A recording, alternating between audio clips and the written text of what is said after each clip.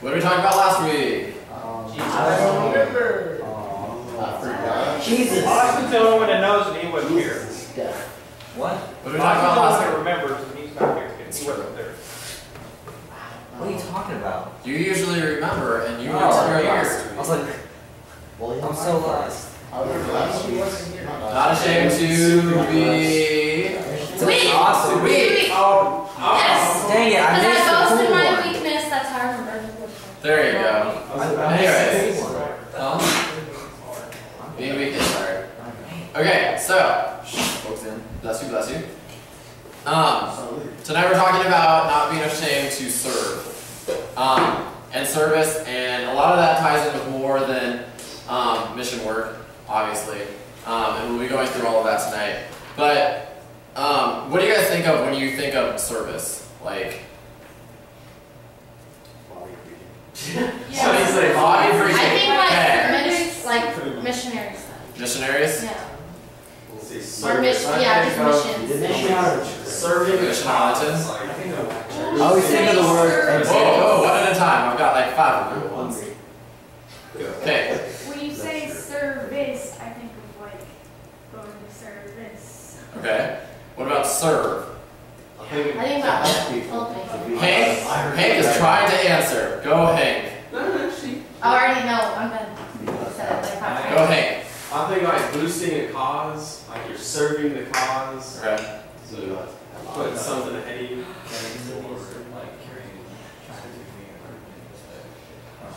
So boosting a cause, making an improvement. Zeke. Going to serve a restaurant. Restaurant. Food is very good. Think about giving food to the less fortunate. Giving food to the less fortunate. Austin. To me, like when someone says the word serve, I think of the word example. Example. Yeah. Good. So those are good ones, guys. So, and I think you guys kind of hit both of them. There's kind of serving the Lord, which you guys kind of talked about by doing mission work and boasting in that, and then serving others, like restaurants, or those who don't have food. So we're going to kind of look into those. But when is the last time that you consciously, I can't say that word, Consciously. consciously, there we go. Don't think of that word. Is that the first time? Did I? Yes. Anyways, when's the last time you consciously served? See, now I can't do it. Anyways, when was the last time you served someone because you knew it was the right thing to do? Last time? Today. Yeah. Like actual, like I thought about it. I helped with the October baby stuff. Yesterday? And I like, that wasn't yesterday. No. Yeah. Continue, Rachel, who had her hand up.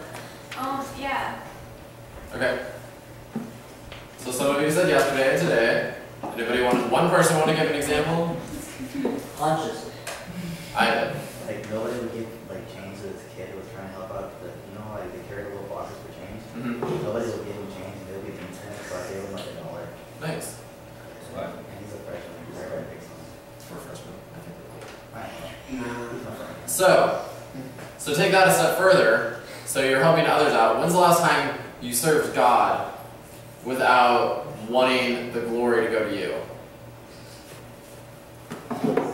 Well, And you can answer this or you can just think about it. So like, when was the last time you served God and you knew what you were doing was glorifying God and you weren't looking like, hey, look how cool I am when you were doing it? So Ashley had her hand up.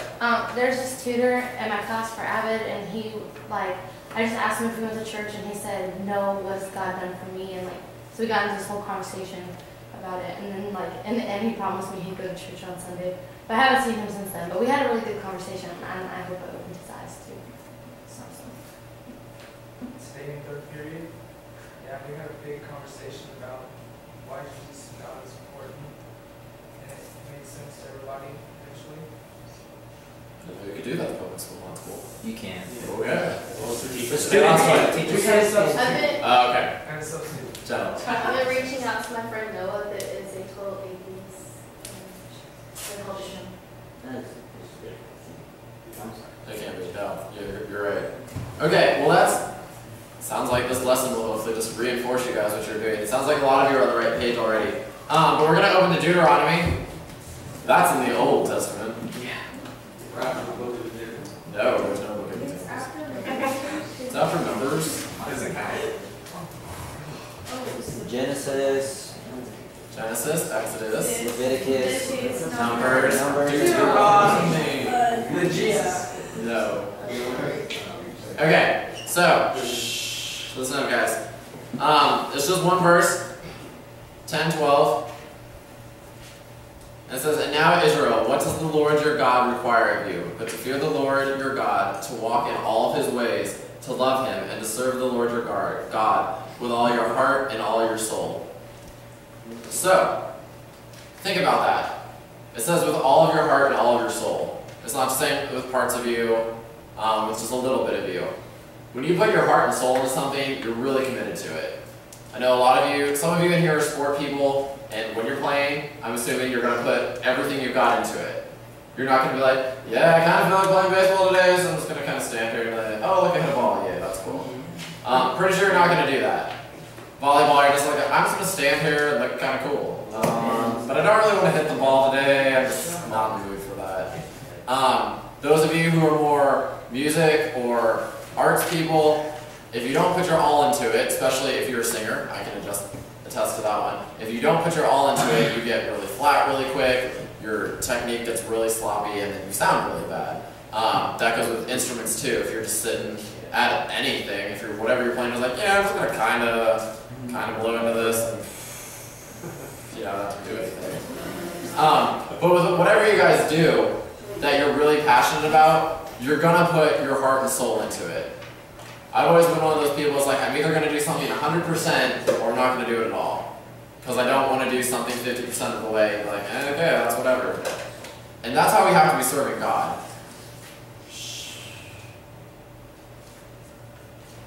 And this is something I really harp on all the time. I talk to the praise band about it, not every week, which I find me to do more, but one of those things, when you're coming in here, especially if you're going to lead in any sort, and this is kind of, if you're going to be a leader in anything, whether it's sports, school, at church, or wherever, I tell the praise band, it's like, you need to check your attitude at the door.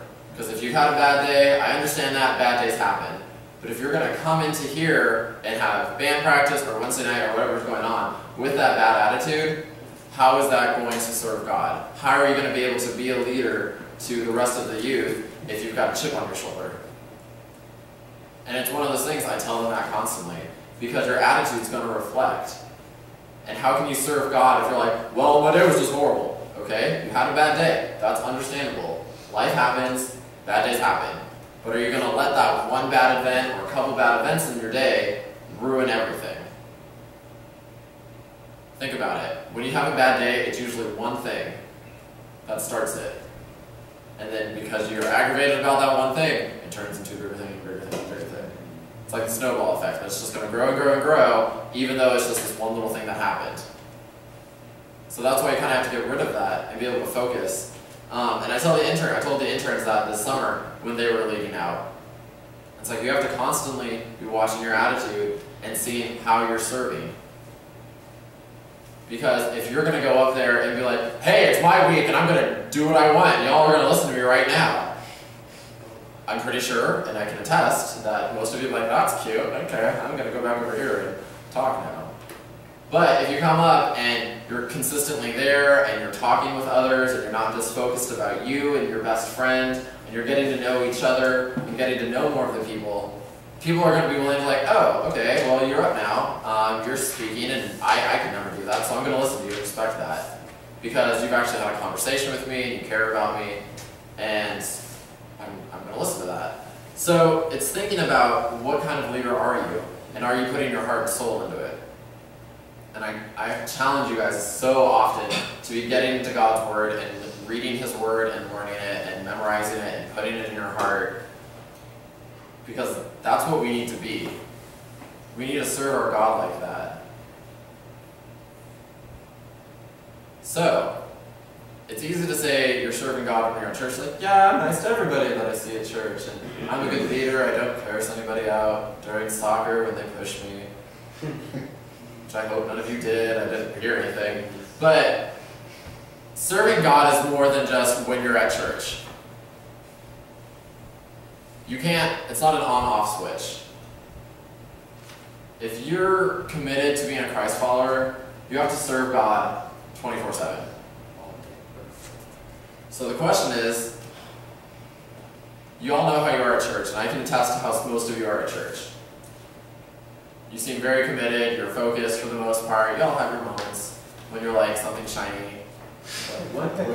Where's the shiny? And as most of you just did that too before I even started, so that was weird. Anyways, so for the most part, you guys are very focused and wanting to get what you can. But how are you serving God when you're at school? And you said Bible study, but it's more than just Bible study. How are you treating people around you? How are you treating the atheists that you're surrounded with? Are you judging them like we talked about last week? Or are you being able to be on the same level and just talk to them as a person? It doesn't matter that you don't believe in what I believe in. That I can be there and talk to you and help you understand what I believe in, maybe open up your eyes. Or are you that person going around, well, I'm better than you, I'm a Christian, what now? Just kind of walking around doing that. Because you're not serving God if you're acting like you're better than everybody else. For those of you who have jobs, and even if it's just odd jobs, I know some of you guys do yard work throughout the summer, and whatever your odd jobs are, or if you have a job that you're constantly at, how are you serving God there? Sorry, the lights in this house are so... Speaking of shining, we're like, what's going on? But if you're working at a job, and this is for any of you that are going to be having a job in the future, which hopefully all of you will have a job in the future, but if you're ever like a waiter or anything, how are you treating the people around you? Are you actually treating them nicely, or are you just like, I had a bad day, so I'm going to take it out on you? People do that. I've had bad waiters, and you all have had too. But the last one, I think, is the one we forget about the most. How are you serving God around your family? And everyone's like, well, it's my family, so I can let down my guard and just really do whatever. It really doesn't matter. Remember this whole 10 Commandment things? Pretty big. Honor your father and mother.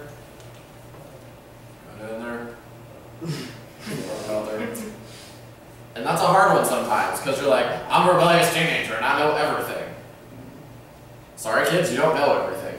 Contrary to your beliefs, no. And it's one of those things, guys, if you truly want to glorify God, if you want to be of service to Him and show what you're learning in church, in your own devotion time, and your other Bible studies that you guys do, if you really want to show what you are learning about Christ and the character of Christ and what you're trying to be, your family is the first place to start.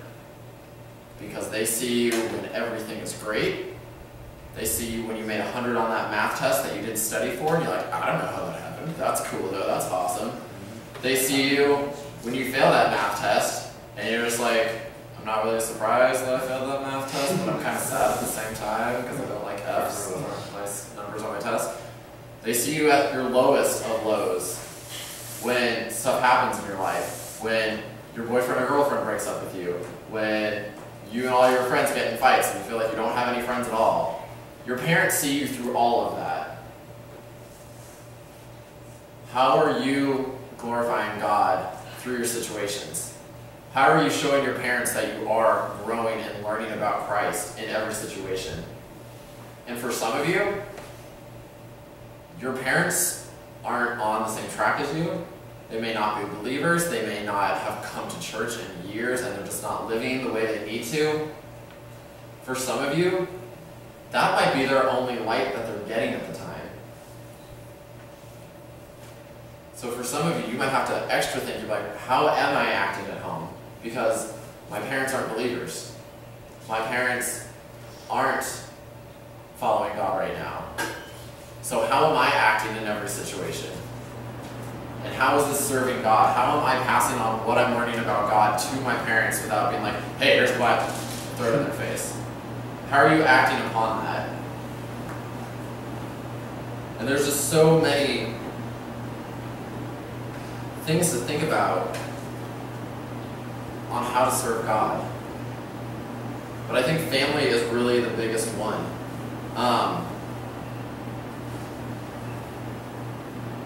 Because like I said, they're there through the highs and lows. And yes, you guys are going to butt heads because most of you are going through that I'm changing a lot phase. I'm changing a lot phase. Just kind of throw that out there. Hope you guys got that one. And you guys are going through a lot. And you guys, a lot of you do think you know everything. I did. But none of you do. So I don't know anything. And I'm past that growing phase. But sometimes being the bigger person, guys, sometimes really serving God is just like, I can't win this fight right now. And sometimes being the bigger person and serving God is, I can't win this fight, so I'm just going to be quiet. I'm not going to say the first 7 million things that pop in my head because I think I'm right. Remember we talked about being silent a few weeks ago? Sometimes we just need to be silent. Think about it, sometimes in the scriptures when the Pharisees and stuff were attacking Jesus, did he just lash it right back at him? Many times he was just silent or said very few words. And they're like, what was happening? And it caught them off guard. And that's really, they're like, how do I respond to that now? So think about that. Again, reading your scriptures and knowing how Jesus reacted to things. You should be living that lifestyle and serving God by glorifying Christ. And glorifying God in your actions that you're doing. The other side of service, guys, is obviously, like you guys were saying, mission work, serving others. So let's go to John chapter 13. I hope I put the right chapters in there. Okay. I was thinking about it, I was like, I don't know if I typed the right chapter in there, so we're going to find out right now. But we're in John chapter 13. Okay, and we're reading 1 through 17, so buckle in and let's get going. Now before the feast of the Passover, when Jesus knew that his hour had come to depart out of this world to the Father, having loved his own who were in the world, he loved them to the end. During supper, when the devil had already put it into the hands of Judas Iscariot, Simon's son, to betray him, Jesus, knowing that the Father had given all things into his hands, and that he had come from God and was going back to God, rose from supper. He laid aside his outer garments and taking a towel, tied it around his waist. And then he poured water into a basin and began to wash the disciples' feet and to wipe them with the towel that was wrapped around him. He came to Simon Peter, who said to him, Lord, do you wash my feet?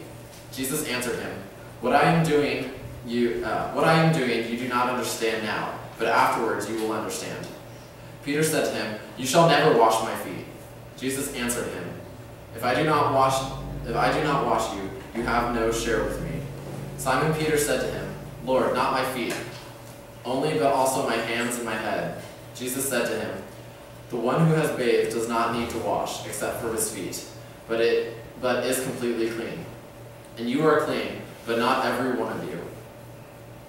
For he knew who was to betray him. That was why he said, Not all of you are clean. When he had washed their feet and put on his outer garments and resumed his place, he said to them, Do you understand what I have done to you? You call me teacher and Lord, and you are right, for so I am. If I then, your Lord and teacher, have washed your feet, you also ought to wash one another's feet. For I have given you an example, that you also should do just as I have done to you. Truly, truly, I say to you, a servant is no greater than his master, nor is a messenger no greater than the one who sent him. If you know these things, blessed are you if you do them. So it says right at the end, a servant is no greater than his master, nor a messenger greater than the one who sent him. If you know these things, blessed are you if you do them. None of us are above our masters. So none of us are above God. That's a great reminder of the last song we did. It's not about me. It's not about anything I do. It's all about you. And everything that we need to be doing is for you. And just keeping that in mind. But there's so many times we try to take that look and saying, no, I know better than God. I'm making these decisions with my life. This is what I'm doing. I'm doing this, so be it. Generally, that doesn't work out for us. If if you've had those situations in your life and you've tried to take over, they generally fall flat on your face and they don't work well. And we've talked about this passage before, and it's one of my favorites to illustrate this, that he said, if I don't wash your feet, how can I expect you to go wash other people's feet? That's paraphrased. But that's what he's saying. He said, I'm respecting my Father's commands to me, and I'm going to cleanse your feet. And as we've talked before, back then they didn't have tennis shoes and cool sneakers. They all wore sandals and they walked everywhere. So their feet were always disgusting. And that's why he said that you could have bathed today and most of you is clean, but your feet always won't be. Because of the fact that you're walking around in the dirt. So he laid down any pride that he had, any idea of, I'm better than this, I don't have to do this, and he washed their feet. And that's how he was serving God. He was serving others. And I think so many times, I know this is really on my heart because I've been doing a lot of preparations for the Uganda trip coming up. And just thinking about what we're going to be doing and just thinking back to all my other experiences with mission stuff. And if you ever go into a mission experience, whether it's feeding people lunch or going to a third world country and doing whatever needs to be done, you have to put yourself at the bottom because you're not above any of it. But take a step further. How many of you have ever walked by a homeless person and just said, well, I'm better than that, and I'm never going to be that. And they clearly are just getting money for booze or whatever. But at the same time, you don't know. And that's been a burn on my heart since I've been here because I'm constantly by more. That sounds weird. I drive by them more often than I have when I was in Colorado because I live right off the interstate. They like to stand there a lot. And there's been times I definitely have. I've given them money, but as most of you know, I usually don't have cash on me, and it really does hurt my heart sometimes. And I just think about it, and I usually pray for them while I'm just waiting for the light to turn and wishing I could do some more. But there's also been times that you don't realize you had a chance until afterwards. I went to Chipotle one day for lunch. It was a Sunday. I know, it was a Sunday too, and I felt really bad afterwards. It's like, I'm a horrible person. But I went in, got my food, I was walking to my car, and I didn't have any cash on me, like usual. And the guy was like, hey, do you have any money to help me out? And I was like, no, sorry. And I wasn't thinking about it, and then I just left. And I'm driving back to church. I was like, wow, I'm so just gonna bored. And I'm driving back, and I was like, I totally could have just bought him lunch with my credit card. Like, that would have been super easy. It's like, I don't have cash, but I can buy you a meal right now. And like, a burrito's not that expensive in hindsight. Like, but it's, think about that. Do you guys encounter stuff because you do live in a bigger city, especially being in the mush pot, really, of Dallas and Fort Worth?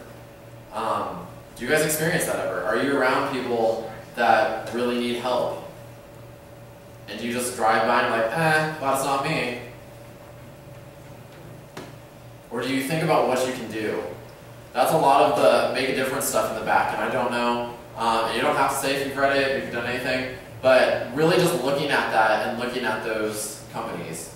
And I know some of you might be like, well, that's really corporate. It's like, okay, well. But for some of you, you might just need something to get kick-started into.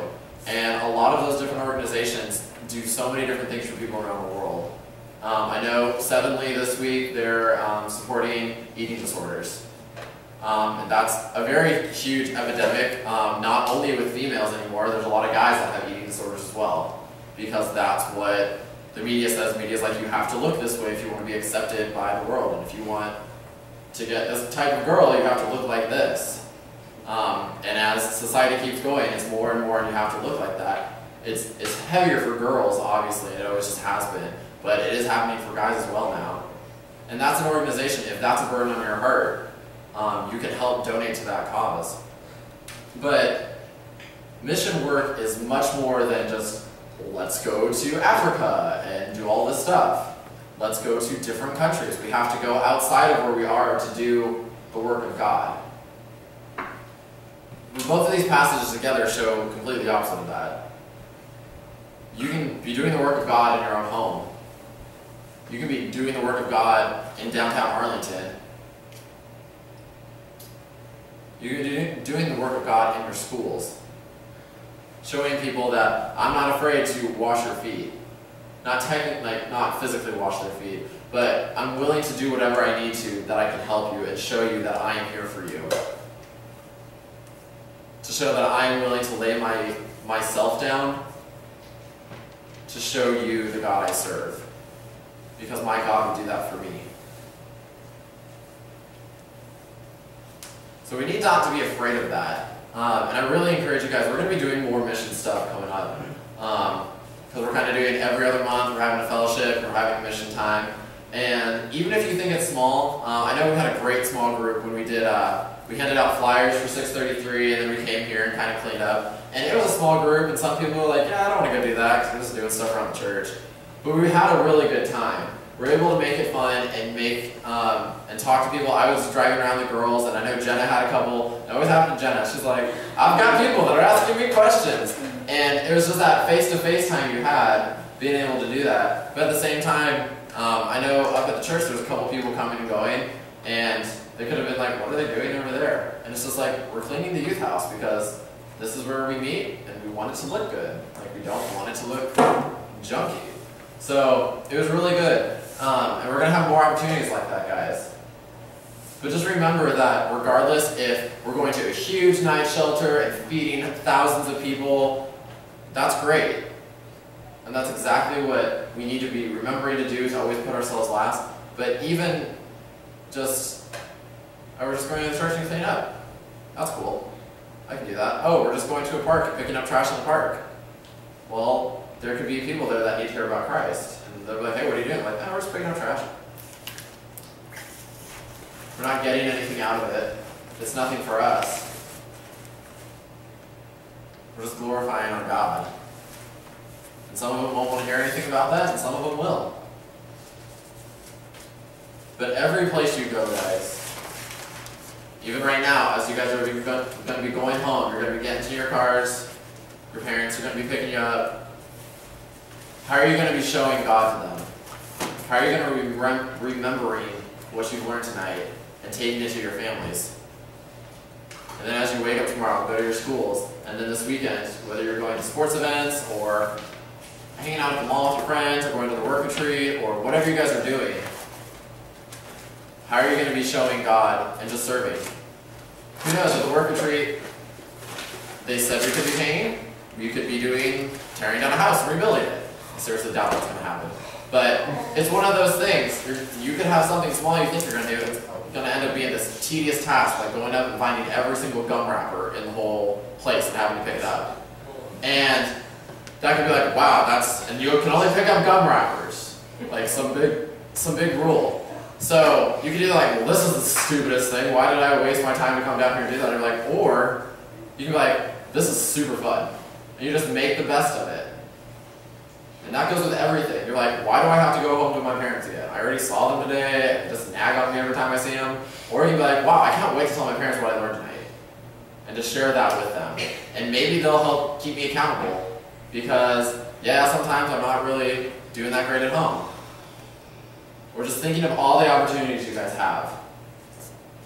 So as we leave tonight, just take these two sections, Deuteronomy 10:12, and then John chapter 13.